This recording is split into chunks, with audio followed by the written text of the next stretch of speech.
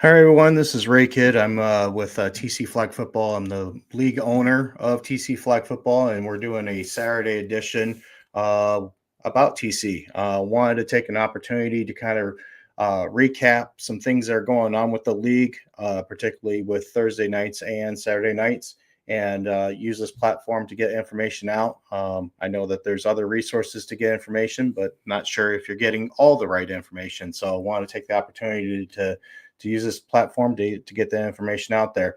And while I'm good, before we get started here, I want to go ahead and bring on a special guest. I got Andy C. Prasad from Diversity University. You guys have been playing in TC for a few years, it feels like Yes, sir. anyway, and but you've also been gone for what feels like a couple of years as well. Obviously you guys are back on Thursday nights, and like the fact of seeing you guys out there, the whole squad. How's it feel to be back at TC? It feels good. To be honest, it felt like a long time coming. I know, like you said, it feels like forever that we stepped away, but just to be able to be back and to be able to play with, your brothers is everything, really. Just forever grateful for that. Yeah, for sure.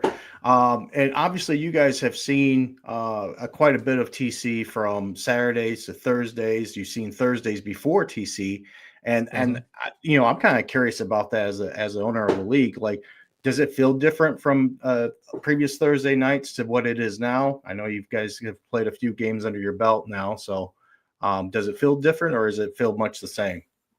It definitely feels different, and I'll say because we are much older now than like the very first time we played on Thursday nights, so the maturity has grown within us, and our talent wise too has grown a lot more, and the whole vibe, the way that it's formatted now, it definitely does feel a lot different in a good way.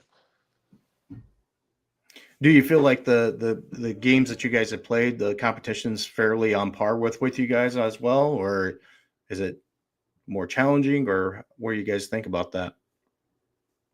The competition, I feel like, is more challenging, but it's also on par because, like I said, we've been able to elevate our game as well, and more competition is coming in, and teams out there, they're looking great, and it just seems like, once you start to play the game for a certain amount of time, a certain amount of years, then that's when you start to see teams that start to elevate and start to become a lot more better. So I definitely would say that we're up to par now with teams, but the competition has always gotten a lot better as well. Yeah, that's awesome to hear. Yeah, we've had quite a few different teams that have came on in the last season, and I think a couple of that, some of that comes down to obviously promotion of the league and word of hmm mouth. I think we've also have done something different in the last season or two where we have these full on free agent teams that are they're coming on and taking on some veteran leadership to allow them to be more competitive, and they're actually growing into upper ladders of teams. So we're going to start to see that reap some benefits in the next season or two, I would assume. So, um, Mm. are you guys going to have any plans to coming back to Saturdays? I know that I get that question a lot, and there's always speculation. Oh, DU is going to come back. DU is going to come back, but then when registration comes around, it's like, well, I don't see them. Yeah, that's something that it's tough to say right now. For me personally, I'd say that I wouldn't be playing on Saturdays just with what I got going on in my personal life. So as far as DU coming back, that's more of a decision for Jeff and Jonathan to make. I know Jeff and Jonathan would love for us to come back to Saturdays. It's just really a matter of the talent. Can we get the talent? Can we get the guys? So, Yeah, and no, everyone wanting to buy in on Saturdays. yeah, no, certainly understand that. You got to certainly have the personnel and the talent to hmm obviously bring into that league, and you could easily start into the Titan semi competitive level, or Yeah.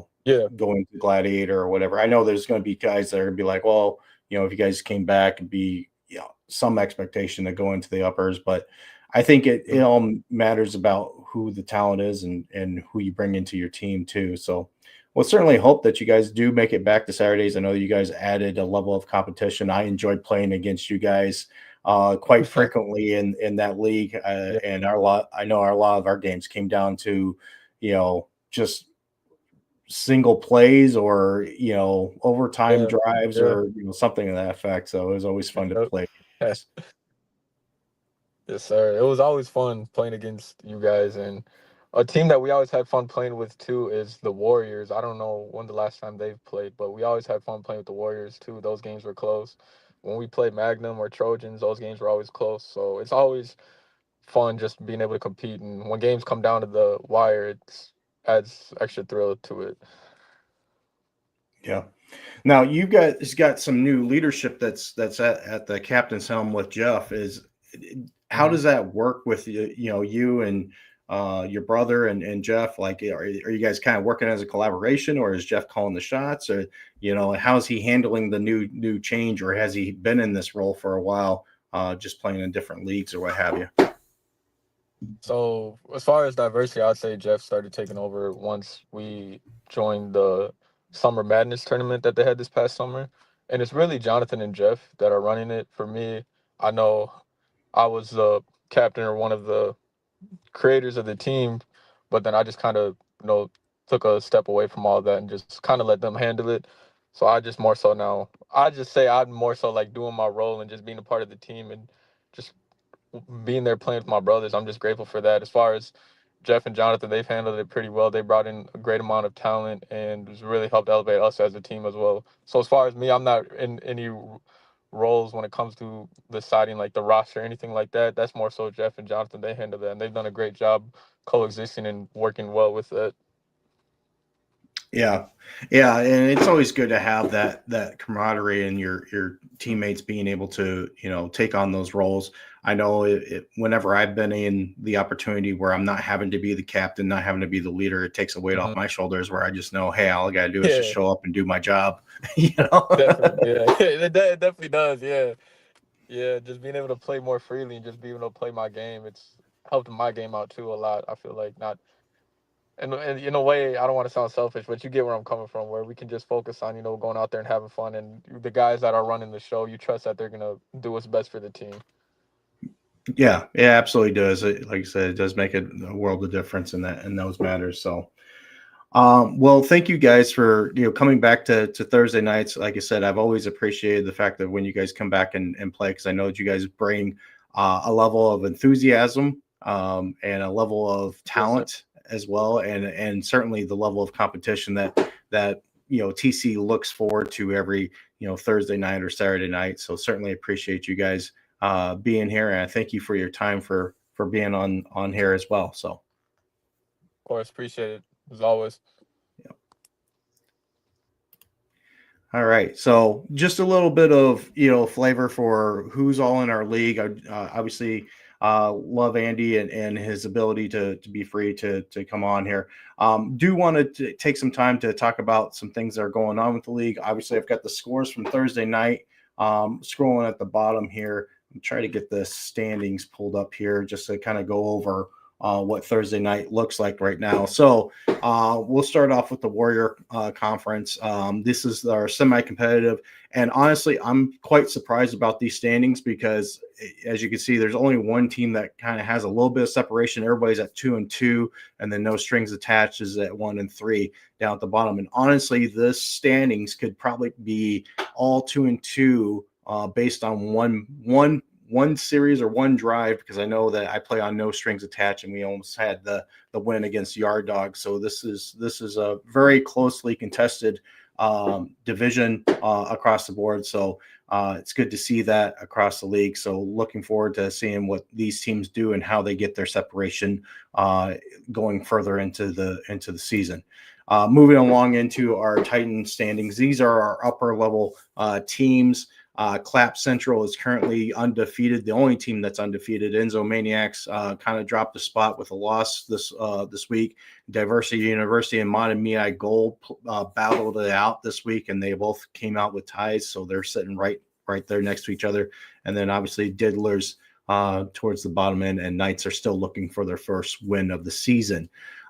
So I think overall this level of competition is actually quite balanced. I'm looking for the Knights to see what they do if they can pick it up. They were one of those teams that wasn't quite sure if this was the right match for them in terms of what they registered for, but can't necessarily stop teams from registering for upper level, but at the same time, do encourage teams to do their homework to understand, the skill levels that they're actually wanting to play and should be playing.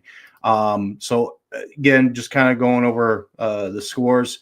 Diddlers won a tight one against Diversity University 7-6. Matamia goal lost to Enzo Maniac Clap Central, won over Knights, and then Diversity University and Matamia Gold again had that tie on Thursday nights. Knights lost to Enzo Maniacs, and I think it was a Diddlers and Clap Central, and Diddlers lost there. Here are the scores for the lower level as well. As I'm going through the things of our league, do want to communicate that we do have registration for our next season that's coming up as well. I know that I get a lot of questions as to when registration's opened or whatnot, so we'll go ahead and get into this information here. So right now for our Blaine League, registration's open until was it December 26th? Technically, we'll have a little bit of late registration. Late registration is based upon, whether or not we fill up and if we have room to allow late coming teams to register. Certainly would encourage everyone to be registered before December 26th. Season will start the immediate week after New Year's and will run all the way up until February 26th. We're projecting a longer season, allowing for more teams to sign up and whatnot. We are going to only run 2 divisions, which is kind of a warrior, new teams. This is good for our free agents. And then we have our Titan semi competitive level. This is a little bit higher level of play, but again, I think it's pretty balanced for this league. So feel free to get ready to register for those seasons. And again, you can register as a team or a free agent. Also, just let teams know you can do payment plans if you want to. I know that $1,000 is not an easy pill to swallow up front. So if you need to have some payment options or whatever, we certainly do that. I think we're a pretty flexible league in that matter. So if you have any questions, feel free to reach out.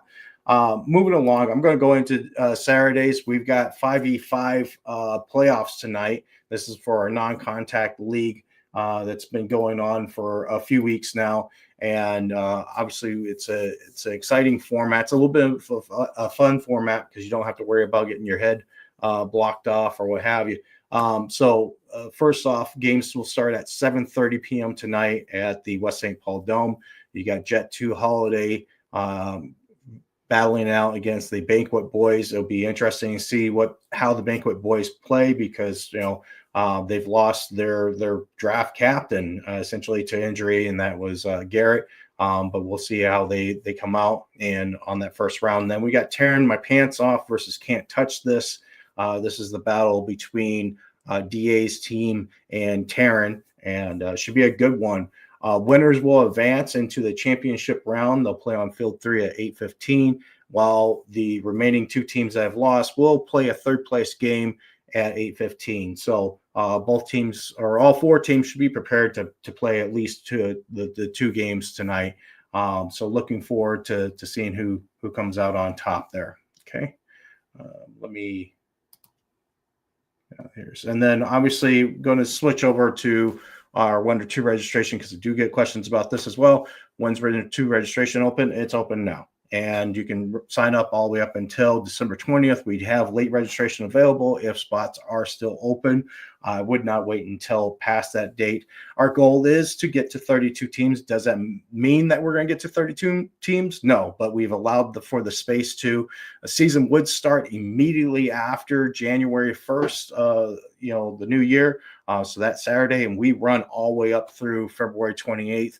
Assuming that we have a full season. So looking forward to seeing what we have. I anticipate a pretty good turnout considering that, to be frank, TC's the only adult flag football league running through the winter. So if you're trying to get into a flag football league and you're looking for options, I mean, we're pretty much it. We run our Thursday night league and we run a Saturday night league. So feel free to register online at tcflagfootball.com. All right. Got a couple of reminders too. I want to communicate out to players. One is spectators. We've been running into an issue, and I'll be quite frank. The West St. Paul Dome has reached out to me directly and said, "Hey, you guys got to get this under control, or we're not going to have you guys here. And so it's with various serious caution that I need to communicate that if you have a child or youth with you that needs adult supervision, please have adult supervision provided for your child. You cannot be an adult supervising your child if you're playing on the fields and there's nobody else there. We've had instances where the individuals, children are, climbing onto equipment, climbing onto netting, swinging, flags that have the poles on it and all this other stuff. I can't count how many times I personally have had to step in to ensure that somebody doesn't get hurt in those matters. And then we've had kids, going through the lobby and all sorts of stuff. I mean, I love kids. I've got 3 of them on my own, but I also know that there's a challenge and we have to be responsible adults to ensure that those individuals are being watched and taken care of. So if you do not have a plan, please do not bring your child. I hate to say that, but that's the reality. This really will impact a lot of people if we don't have a favorable stance with the facility that we're renting from. So please take caution to that. Please do what you need to do as an adult for your child. The other thing I want to talk about is spectators. As a reminder, no spectators on our sidelines. This is for a variety of reasons. One, it's a liability to TC. If you're on that field, you should be on a roster and you should be have your waivers done. If you don't and something happens to you, I'm not responsible for it. But at the same time, you kind of put yourself in a bad spot. A lot of guys are running all over the place on the sidelines there.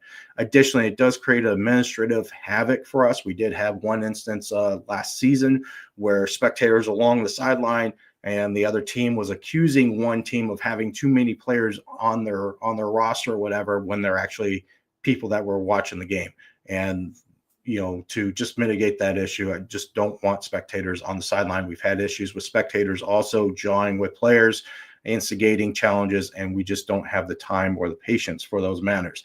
If you are doing video or photography, you're more than welcome to do that. You got to do it from the back of the end zone or back of the safety zone, not along the sideline. Again, we only reserve that right to select few individuals. And then if you reach out to us through our contact page, you can certainly say, hey, I want to take photos or videos and provide some information. We do have some stipulations when it comes to that for the protection of ourselves and the players. So there is that. Let's see here. Trying to think what else is there. Again, games start tonight at 6 p.m. to 9 p.m. for the West St. Paul Dome. Individuals can start showing up about 5:50. Be mindful and respectful of other renters in front of us, so don't try to take the field before them. And again, no food within the facility as well. We will be doing a recap on Tuesday nights for Saturday Night League, so a little bit more emphasis on that for Saturdays, and then on Saturdays we'll do a recap for Thursday nights. We'll hope to have a few guests. Different individuals are going to be running these recaps as well, so it's not just going to be me that's on here. So, but do want to communicate what we had, and thanks for watching. Hope everybody has a great day.